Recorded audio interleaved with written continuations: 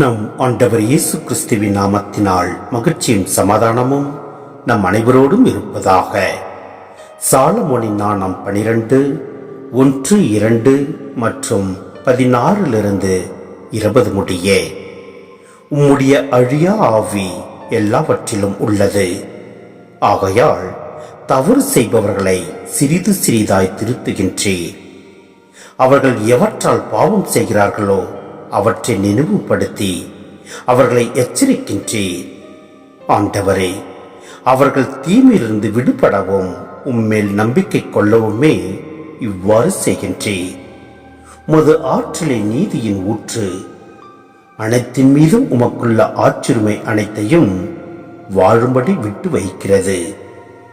மனிதர்கள் உமது வலிமையின் நிறைவை ஐயுறும்போது நீர் உம்முடைய ஆற்றலை காட்டுகிறீர். அதை அறிந்திருந்தும் சிறு குற்றறுப்போரை அடக்குகிறீர். நீர் ஆற்றல் மிக்கவராயிருப்பதால் கனிவோடு தீர்ப்பு வழங்குகிறீர்.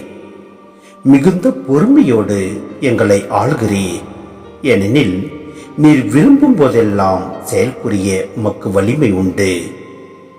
நீதிமான்கள் மனிதநேயம் கொண்டவர்களாக இருக்க வேண்டும் என்பதை இச்செயல்கள் வாயிலாக உம் மக்களுக்கு கற்றுக் கொடுத்தீர். உம் மக்களை நம்பிக்கையால் நிரப்பினீர். ஏனெனில் பாவங்களிலிருந்து மனமாற்றம் அருள்கிறீர். உம் ஊழியர்களின் பகைவர்கள் சாவுக்குரியவர்களாயிருந்தும் மிகுந்த கனிவோடும் இரக்கத்தோடும் அவர்களை தண்டித்தீர். அவர்கள் தங்கள் தீச்செயல்களை விட்டுவிடும் பொருட்டு காலமும் நேரமும் அவர்களுக்கு கொடுத்தீர். சிந்தனை. கடவுளின் அருள் இரக்கம் பற்றிய நீண்டதொரு விளக்கத்தை இங்கு முன்வைக்கப்பட்டுள்ளது. எகிப்தியர்கள் பாம்புகளையும் பல்வேறு விலங்குகளையும் வழிபட்டு வந்ததால் கடவுள் பாம்புகளை கொண்டே அவர்களை தண்டித்தார் என நாம் இங்கு பார்க்கின்றோம்.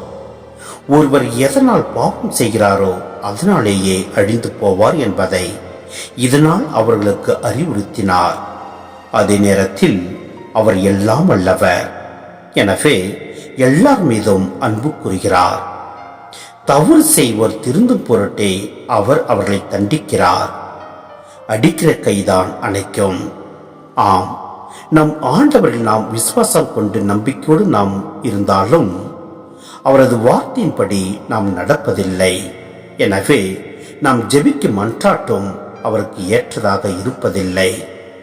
நாம் ஆண்டவர் மீது முழு நம்பிக்கை வைத்து நாம் அவற்றை செயல்வடிவில் நாம் செயல்படுகின்ற போது எல்லாம் அல்ல இறைவன் நம்மை நிறைவாய் ஆசீர்வதிப்பார். ஆமேன்.